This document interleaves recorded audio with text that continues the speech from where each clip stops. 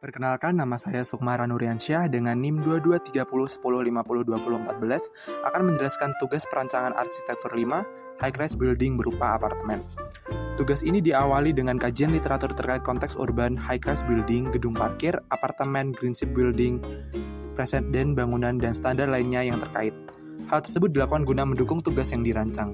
Pada tahap selanjutnya, dilakukan pemilihan site dengan membandingkan 3 alternatif menggunakan scoring terkait standar-standar SNI lingkungan perumahan, dengan pertimbangan adanya standar KKOP bandara. Site yang terpilih berada di Jalan Geobo 11, yang kemudian akan dianalisa terkait utilitas lingkungan, sirkulasi building in konteks, pemanfaatan dan fungsi lahan, yang kemudian digunakan untuk pemrograman ruang, baik ruang dalam maupun ruang luar, disertai dengan pelaku, kebutuhan, dan keterhubungan ruang. Selanjutnya adalah analisa site terkait sirkulasi, matahari, angin, dan hujan, kebisingan, dan vegetasi.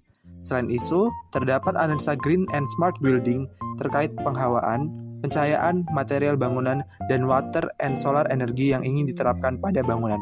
Dari analisa site akan ditemukan permasalahan terkait site sehingga dapat memberikan opsi pemecahan masalah untuk mendapatkan hasil yang digunakan pada analisa bentuk bangunan, sehingga bentuk bangunan dapat merespon lingkungan sekitar.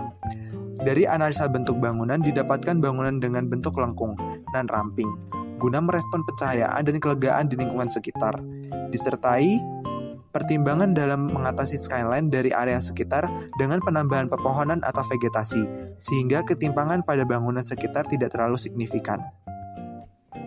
Selanjutnya merupakan produk gambar kerja mengenai pengolahan tapak, baik itu untuk area masa bangunan, sirkulasi, parkir pengunjung, dan lainnya, hingga ruang terbuka hijau guna memenuhi iklim mikro tapak. Produk gambar kerja selanjutnya merupakan denah, layout ruang, denah tipikal, potongan, dan tampak, yang melalui proses pertimbangan berdasarkan program ruang yang telah dibuat berdasarkan kebutuhan dan fungsi bangunan.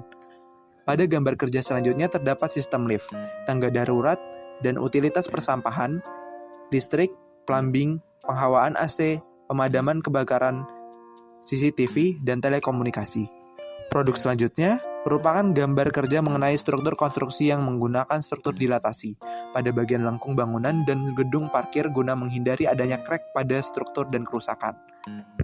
Gambar selanjutnya adalah gambar penjelasan mengenai penerapan smart and green building baik mengenai penghawaan aktif pasif, pencahayaan alami dan buatan, penggunaan material bangunan, dan bagaimana proses water and solar energi diberlakukan.